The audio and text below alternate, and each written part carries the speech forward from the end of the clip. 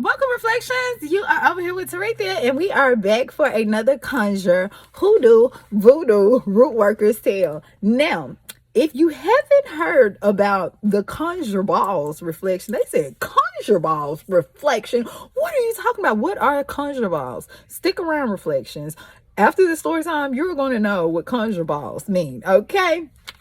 So, this particular story actually comes from in the Delta in Mississippi. Now, Gerald Harris, in an account of life in the Delta in the plantation life of the Dixies, speak of the use of conjure, or also known as hoodoo balls, that was found on the plantation. He describes a bundle made from a red flannel rag filled with horsehair, rusty nails, a piece of bone, and a piece of colored glass and a feather. Now, the presence of the ball on a victim's doorstep was actually believed to cause tremendous fear. Conjure balls were buried and placed on the property of the target of the conjure. As early as 1891, the discovery of conjure balls and similar artifacts were observed in the Delta. Sarah M. Handy describes an incident involving the meeting between a spiritual doctor and a Western-based physician. It went like this, reflection. A prominent surgeon in a large southern city being called on to perform an operation for one of these doctors. And refusing a fee, jestingly recognizing him as a fellow practitioner, was sometimes afterwards invited to be present at one of the doctor's powwows. He made all manner of mysterious passes. Regular mysterious business, in fact, said the surgeon in describing the performance. He scattered various foul-smelling powders on the bed and burnt a bilious compound in the room. I began to think I should be suffocated when he opened a window to let the devil out, he said, and then opening the pillows on which the sick man lay.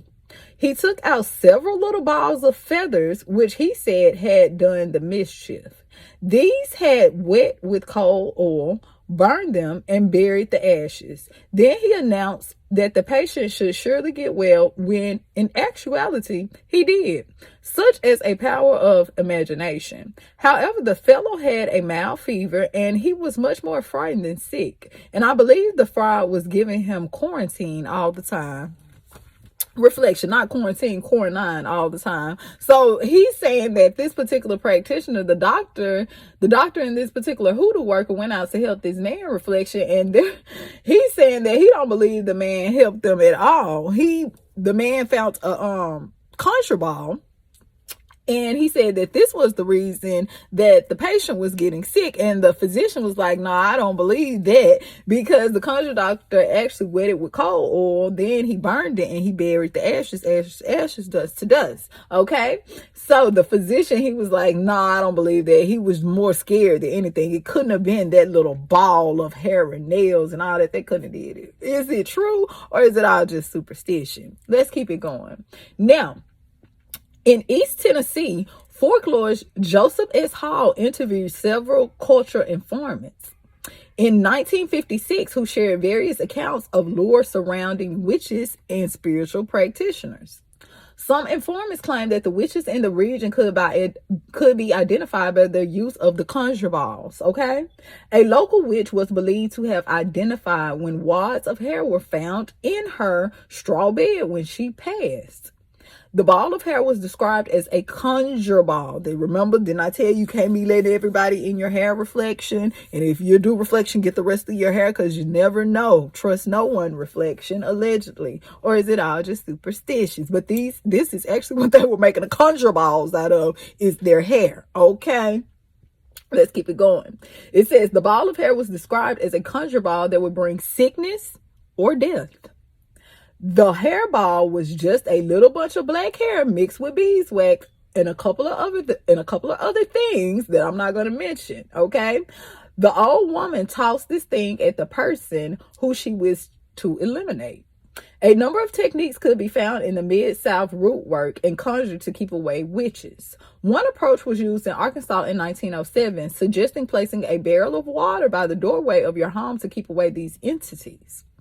One form of the hoodoo ball used was the head of a puppy, or called a mad puppy, which was placed in the victim's cloth and rolled in sulfur. A form of the conjure ball found in Georgia contained a dog's hair, rusted nails wrapped in a red rag. The rag used is always red for some reason, isn't it? Reflection. Now, the ball was placed above the doorway of the victim's cabin. So they would actually use these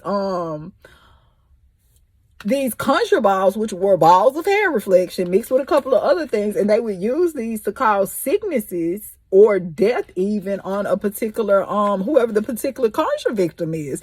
Did you ever hear about these conjure balls? If I know in the South, they say, you get what I'm saying, make sure you burn your hair so no one gets it. When I say burn, I mean like, you know how you will comb your hair or something like that, reflection, and you will have maybe balls of the hair in the comb or whatever. They like, no, don't throw that away. You know, great grandma said, get that and burn it, baby, because we don't want nobody to get this and make a conjure ball out of it. Okay, reflection.